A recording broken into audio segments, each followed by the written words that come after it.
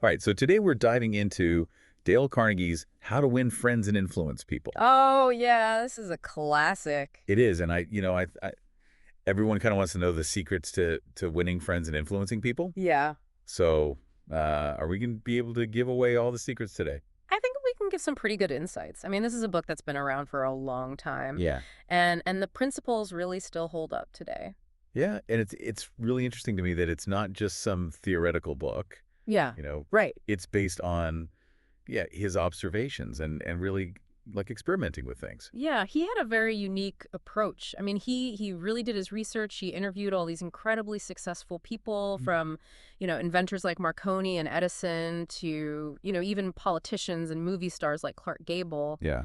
And he was just trying to understand what made them tick, how they interacted with others, what made them so successful. And he even looked at biographies of people like Theodore Roosevelt. Yeah, he really dove deep into those biographies. Like he was obsessed with understanding how these people became so influential. It's like he was looking for those patterns, Exactly. the common threads that ran through all these successful people. Yeah, and the thing that's really interesting is that it's not just, him observing these people from afar. Right. He actually created what he called a laboratory Oh, wow. to test out his theories. So he was teaching these adult education courses. Yeah. And he would encourage his students to actually apply the principles they were learning in their daily lives. Oh, that's so cool. Then they would come back and report on what worked and what didn't. Now that. So it was this constant feedback loop where he was refining and strengthening his principles based on real-world experience. Yeah, it's like a real-life experiment, Yeah, exactly. seeing what actually works and what doesn't. And I think that's what makes the book so powerful. It's not just theory, it's stuff that's been tried and tested and proven to work. Yeah, it's like evidence-based social skills, Exactly. which is so cool. One thing that really struck me early on in the book is that he talks about this lack of formal training in human relations. Yeah, it's interesting, right? You'd think that with how much we all crave connection and, influence, that there would be courses everywhere dedicated to this. Right. You would think it would be a core subject in school. Absolutely. But it's not. And Carnegie actually points to a survey that was done by the University of Chicago and the YMCA. Okay. And they asked adults what they wanted to study. And health was the top interest. Makes sense. But right after that, people skills. Oh, wow. Understanding them, getting along with them, influencing them. It's like that's what everyone wants. It is. Yeah, it's this fundamental human need. But there's no instruction manual for it. Right. So Carnegie's kind of trying to fill that gap. He is. Yeah, he's basically creating the field of human relations. It's like he's the OG self-help guru. Yeah, I think that's a fair assessment. All right, so let's get into some of these techniques for winning friends. One that really stands out and maybe seems a little too simple to be true is becoming genuinely interested in others. Oh, that's a big one. Right.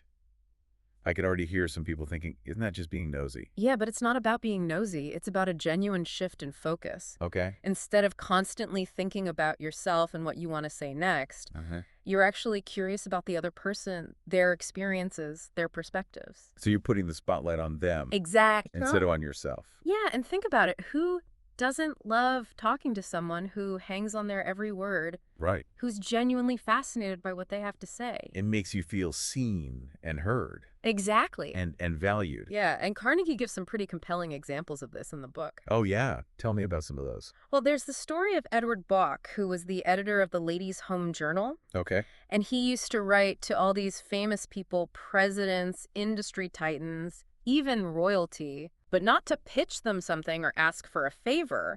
He would just write to express his genuine interest in their lives and ask for their insights. That's so cool. And guess what? It worked.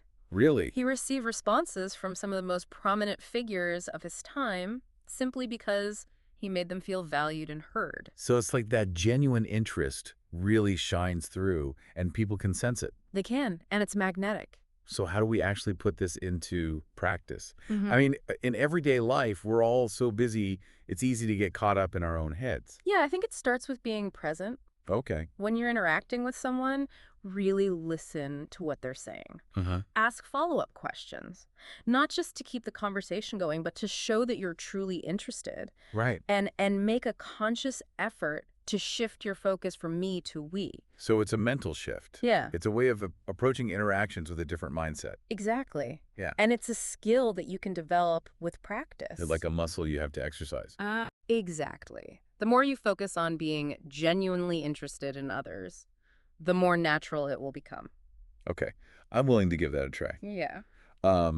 Another principle that Carnegie highlights is remembering names. Oh, yeah, that's a tough one. It is, full disclosure, I struggle with this sometimes. We all do, I think. Yeah, but I mean, why is it so important to remember people's names? Well, think about it. To a person, their name is the sweetest, most important sound. It's a symbol of their identity, their uniqueness. Right. When you remember and use someone's name, you're showing them that you see them, that you value them as an individual. So it's not just about good manners. Right. It's about making people feel recognized and appreciated. Exactly. And it doesn't have to be complicated. Yeah. Just make a conscious effort to repeat the person's name a few times when you first meet them. Okay. Maybe even jot it down somewhere if you need to. Good tip. The effort goes a long way. Okay, I'm definitely going to try that. Yeah. So we've got genuine interest in remembering names. What other gems does Carnegie have in store for us when it comes to winning friends?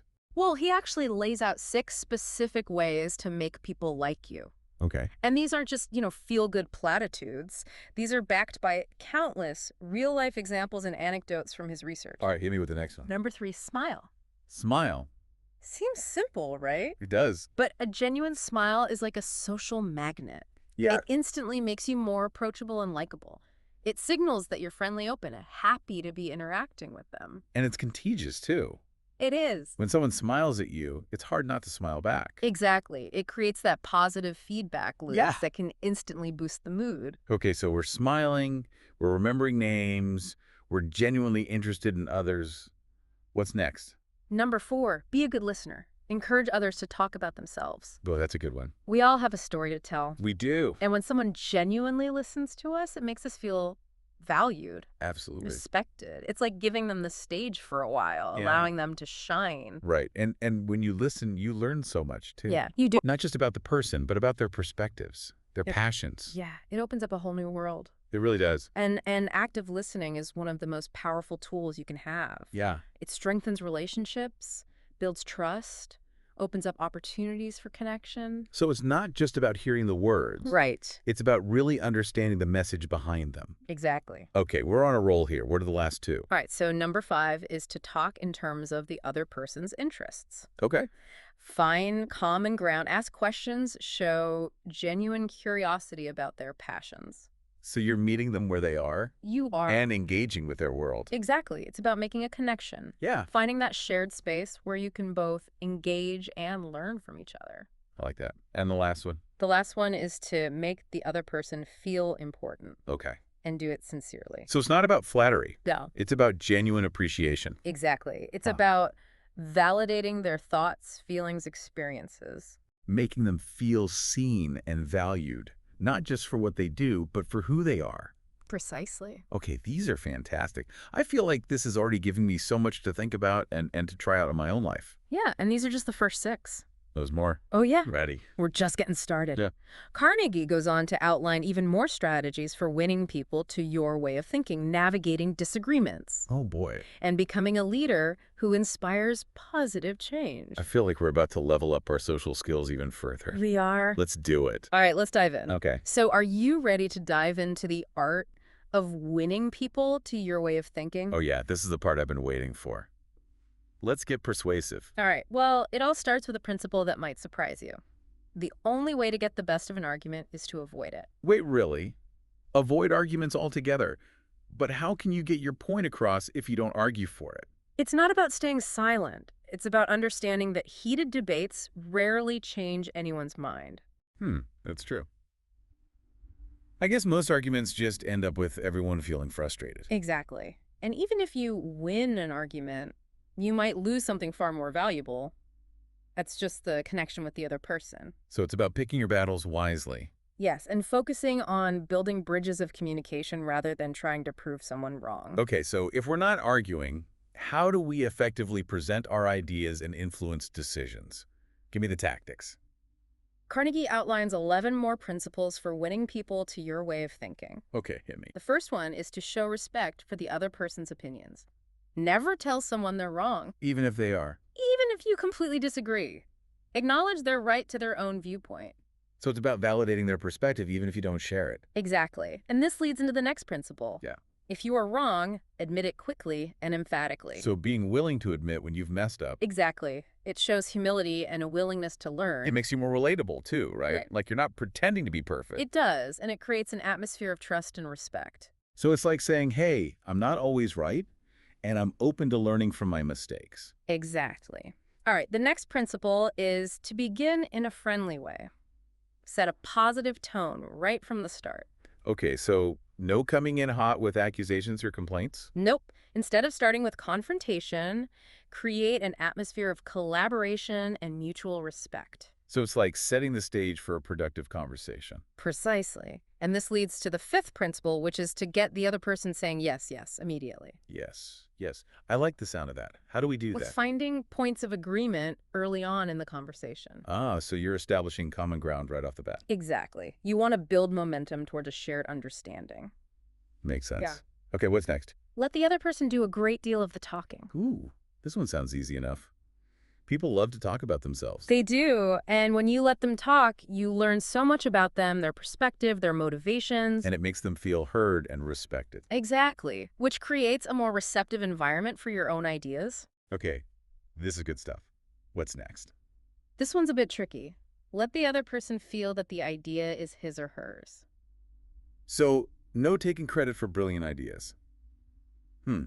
This sounds like it requires some finesse. It does. Instead of forcefully presenting your own solutions, try to guide the conversation in a way that allows the other person to arrive at the desired conclusion on their own. It's like planting a seed and letting it grow organically. That's a great analogy. Now, the next principle is to try honestly to see things from the other person's point of view. Okay, so empathy is key here. Exactly. It requires you to step outside your own biases and really try to understand where the other person is coming from. So it's not just about understanding their position intellectually, but also connecting with their feelings and motivations. Precisely. And this ties into the ninth principle, which is to be sympathetic to the other person's ideas and desires. Even if those ideas and desires are completely different from your own? Exactly. You don't have to agree with them, but you should show that you care about their concerns. Okay, so we're building a foundation of understanding and empathy. But what about when we actually need to present our own ideas? How do we make them stand out? That's where the next two principles come in. The 10th principle is to appeal to the nobler motives. Nobler motives. What does that mean exactly? Carnegie believed that most people have a desire to do what's right and just. So frame your arguments in a way that aligns with those values. Ah, so it's like appealing to their better angels. Exactly. Give them a reason to feel good about supporting your idea. Make them feel like they're contributing to something bigger than themselves. Exactly. And finally, the 11th principle is to dramatize your ideas. Okay, so we're not just presenting dry facts and figures. Nope. Use vivid language, compelling stories, and engaging examples to make your points memorable and impactful. So bring your ideas to life, make them exciting. Exactly. You want your ideas to resonate on an emotional level. These principles are so powerful. I can see how they could transform the way we communicate and influence others. They can. But remember, putting these principles into practice can be challenging. I bet. It's one thing to read about them, but another to actually apply them in real-life situations. Right. And that's why Carnegie weaves in so many fascinating stories throughout this section of the book. The stories are my favorite part. Give me an example. Well, he tells the story of an engineer who is trying to secure a large order of plumbing equipment from this particularly difficult plumber. Okay, I've met some plumbers. They can be a tough crowd. This one was known for being hostile and dismissive. He had repeatedly rejected the engineer's sales pitches. So how did the engineer win him over? Did he offer him a discount? Nope. He did something much more clever.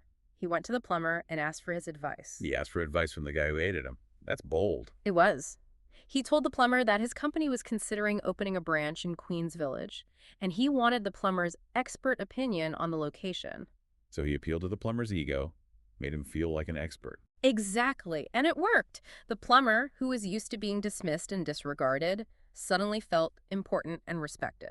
And I bet he ended up placing that big order. He did. He spent over an hour sharing his insights, and by the end of the conversation, he'd placed a large order for equipment. See, kindness wins again. It often does. And Carnegie shares another great story about a sales manager who was facing a demoralized team. Okay, what did he do? Instead of dictating orders or criticizing their performance, he gathered his team and asked them two simple questions. Okay, I'm listening. First, he asked, "What do you expect from me?" Interesting. So he's asking for their feedback. Exactly. And then he asked, "What do I have a right to expect from you?" So he's making them accountable, but in a collaborative way. Exactly. He's turning the tables, making them part of the solution. And I bet the team responded positively to that. They did. They felt empowered and respected, and sales skyrocketed. Wow, these stories are so inspiring. They really show that applying these principles can lead to amazing results. They can. And remember, these principles aren't just for business settings. They can be applied in all areas of life, from personal relationships to community involvement. It's like a blueprint for better communication and stronger connections. Exactly. Now are you ready to step into a leadership role? Ooh, bring on the leadership challenge.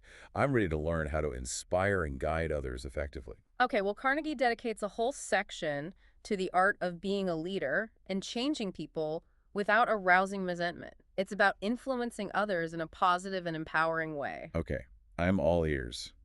What's the first principle? Lay it on me. It all starts with praise and honest appreciation. Okay, so recognizing people's strengths and accomplishments. Exactly. Just like in our personal interactions, acknowledging people's contributions creates a more receptive environment for feedback and guidance. Makes sense. It's like building a foundation of trust and goodwill. Exactly. Now, the second principle is to call attention to people's mistakes indirectly. Indirectly, so no harsh criticism. Nope. Instead of directly criticizing or pointing out flaws, use subtle suggestions or questions to guide them towards the desired behavior. That sounds tricky. Got any examples? Imagine you have a team member who's consistently late for meetings. Instead of saying, "You're always late," you could try something like, "Hey, I noticed you've been arriving a bit later than usual to our meetings. Is everything okay?" So you're expressing concern rather than judgment. Exactly. And you're giving them a chance to explain themselves. And hopefully you'll start showing up on time. Hopefully. Okay, now the third principle is talk about your own mistakes before criticizing the other person. So leading by example and showing that you're not perfect. Exactly. It demonstrates humility and shows that you're not above making mistakes. It also makes the other person feel less defensive, right? Like you're all in this together. Precisely. Okay, principle number 4 is ask questions instead of giving direct orders. Oh, this one sounds empowering. It is. It empowers people to think for themselves and come up with their own solutions. So you're encouraging initiative and creativity rather than stifling them. Exactly. It's about guiding them towards the solution rather than dictating it to them. Okay, I like this leadership style. What's next? The fifth principle is to let the other person save face. So being mindful of their dignity even when they mess up. Exactly. When someone makes a mistake, avoid publicly humiliating them or dwelling on their shortcomings. Right. It's about preserving their self-respect and allowing them to learn from their mistakes without feeling ashamed. Absolutely. Now, this next principle kind of goes hand in hand with that one. Praise the slightest improvement and praise every improvement. Be hearty in your approbation and lavish in your praise. I love that quote. So basically, celebrate even the small wins. Exactly. Recognize their efforts as well as the results. It's like positive reinforcement, encouraging them to keep striving for progress. Exactly. Now, the seventh principle is give the other person a fine reputation to live up to. So setting high expectations, but in a way that inspires them. Exactly. People often strive to meet the expectations we set for them. So if you believe in someone's potential, let them know. It's like giving them a vision of their best selves to aspire to. That's a great way to put it. And this connects to the eighth principle, which is use encouragement. Make the fault seem easy to correct. So instead of focusing on their weaknesses, highlight their strengths and help them see a path to improvement. You got it. And finally, the ninth principle is make the other person happy about doing the thing you suggest. Oh, this sounds fun. So it's not just about getting them to do what you want. It's about making them feel good about doing it. Precisely. Frame your requests in a way that aligns with their goals and motivations. So it's like finding that win-win scenario where everyone feels good about the outcome. Exactly. And to illustrate these leadership principles, Carnegie shares some truly compelling anecdotes. Okay, story time. Hit me with a good one. Well, he tells the story of President Coolidge, who wanted to address his secretary's punctuation errors. Uh-oh, grammar police alert. Instead of directly criticizing her, He started by complimenting her appearance and then casually suggested that she might want to be a bit more careful with her punctuation in the future. Ooh, sneaky. I like it. It's like slipping in the feedback under the radar. It is, and by focusing on the positive first, he created a more receptive environment for his suggestion. It's like that spoonful of sugar that helps the medicine go down. Exactly. Okay, here's another one. He also shares the story of John D. Rockefeller, who faced a challenging situation with one of his partners, Edward Bedford. Okay, what happened? Bedford had made a bad investment and lost $1 million for the firm. Ouch. That's gotta hurt. It did, but instead of reprimanding Bedford, Rockefeller chose to focus on the positive.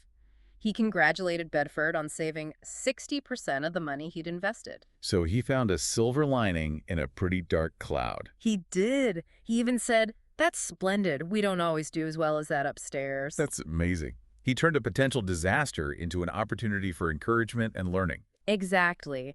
And these stories highlight a key theme in Carnegie's leadership principles: focusing on the positive and empowering others to do their best. Okay, these 9 leadership principles are pure gold. I feel like I just got a crash course in effective leadership. They are powerful. And remember, these principles aren't just for business leaders. They can be applied in any situation where you're trying to guide and influence others. So parents, teachers, coaches, anyone who's in a position of leadership can benefit from these principles. Exactly. Now, are you ready for a deep dive into the power of the written word? Oh yeah, bring on the letters.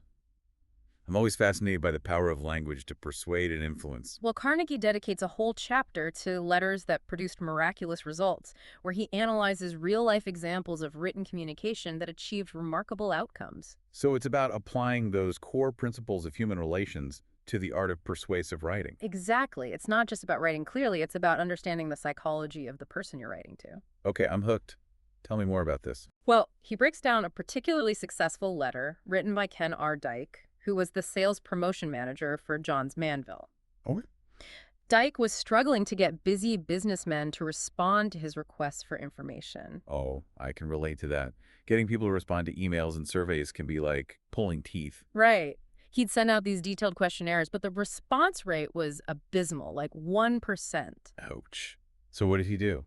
He decided to apply those principles of human relations to his letter writing. So instead of just demanding information, he took a more, I don't know, human approach. Exactly. He started by expressing sincere appreciation for the recipient's expertise and acknowledging their busy schedule. So buttering them up a bit. In a sincere way. And then he framed his request as a small favor.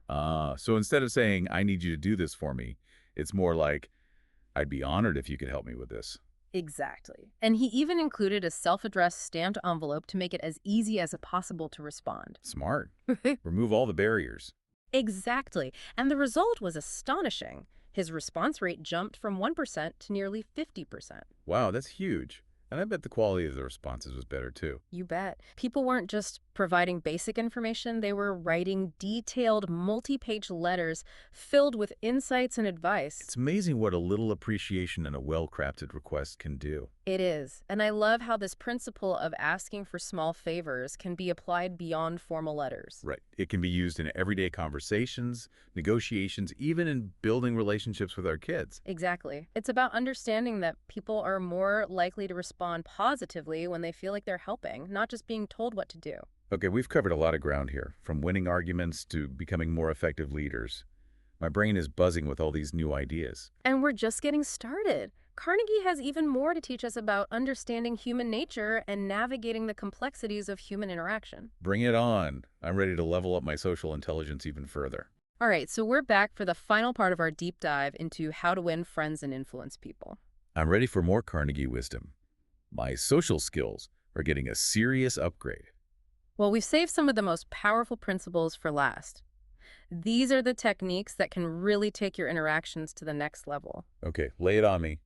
What's first on the list? Let's talk about the power of letting the other person feel that the idea is theirs. Ooh, sneaky. I like it. This sounds like a high-level influence tactic. It can be, but it's not about manipulation. It's about guiding people to conclusions they feel good about owning. Okay, I'm intrigued. How does this work in practice? Imagine you're a sales manager and you have a team member who's consistently underperforming. Okay, I've been there. It's frustrating. Instead of directly criticizing their work, you could ask them for their input on how to improve the team's overall sales numbers. Ah, I see. So you're engaging their problem-solving skills, making them part of the solution. Exactly. As they brainstorm ideas, you subtly steer the conversation towards the specific changes you want to see in their performance. So they come up with the solutions themselves, and they're more likely to be motivated to make them work. Precisely. They'll think it was their idea all along. Carnegie actually gives a historical example with Woodrow Wilson. Oh, really? He relied heavily on his advisor, Colonel Edward M. House, who was a master of this technique. He'd subtly plant ideas in Wilson's mind without making it obvious they were his suggestions. Wow. So Wilson would think these are his own brilliant ideas. That's incredible. It is, and it just shows how powerful this technique can be. Do you think this works in our personal lives too? Absolutely. You can use it with your kids, your partner, anyone you're trying to influence in a positive way. Okay, give me a real-life scenario. How would I use this with, say, a teenager who's glued to their phone 24/7? Well, instead of lecturing them about screen time, you could initiate a conversation about the importance of balance Okay. and ask them for their ideas on how to create a healthier relationship with technology. So make it their idea to put down the phone. Exactly. You might even subtly plant the seed by mentioning an article you read about the benefits of unplugging for a certain amount of time each day. Ah, so they're more likely to consider reducing their screen time if they feel like it was their own decision. Precisely. It's all about guiding them towards a positive change without triggering resistance. Okay, this is seriously powerful stuff. It's like a whole new way of thinking about communication. It is, and it can make a huge difference in your relationships. All right, ready for another principle? Hit me with it. Let's talk about the importance of appealing to people's nobler motives. Nobler motives. Sounds lofty. It is, but it's incredibly effective. Mm. Carnegie argued that most people want to do what's right, what's fair, what's just. Okay, so tap into their values, their sense of ethics. Exactly. Instead of trying to manipulate people through fear or greed, try framing your requests in a way that aligns with their higher aspirations. So paint a picture at how their actions can contribute to something bigger than themselves. Exactly. Give them a reason to feel good about supporting your idea. For example, imagine you're trying to raise money for a charity, Why? instead of just focusing on the tax benefits of donating. Which, let's be honest, is what a lot of people focus on. It is, but you could also emphasize the positive impact their contribution will have on the lives of those in need. Ah, so you're appealing to their compassion and desire to make a difference? Exactly. You're giving them a reason to feel good about contributing, a reason that resonates with their values. That's so much more powerful than just trying to guilt trip them into donating. It is. And it's more likely to lead to genuine and lasting support. This is amazing stuff. Okay, what's the final principle? This one builds on the idea of letting people feel like the idea is theirs. It's about making people feel good about doing the things you suggest. Okay, so it's not just about getting them to do what you want, it's about making them happy about doing it. Exactly. Instead of giving orders, try to make it sound like they're doing you a favor. I like this. Turn a chore into a privilege. Right. For example, if you need your child to help you with a task, you might say something like, "Hey, I could really use your help with this. You're so good at organizing, and I know you do a fantastic job." So you're acknowledging their strengths, making them feel valued. Exactly. And even if it's something they wouldn't normally enjoy doing, they're more likely to approach it with a positive attitude. Because they feel appreciated and capable. Precisely. This is brilliant. And I can see how this principle could be applied in so many areas of life. It can. And I think it's important to remember that all of these principles, all of Carnegie's teachings, are rooted in a genuine desire to connect with others and build stronger relationships. It's not about manipulation or trickery. It's about treating others with respect and wanting to see them succeed. Exactly. This has been such an incredible journey. I feel like I've gained a whole new perspective on the art of human interaction. I'm glad to hear that. And remember, mastering these principles takes practice. It's an ongoing journey. Absolutely. So to all our listeners out there, I encourage you to pick up a copy of How to Win Friends and Influence People.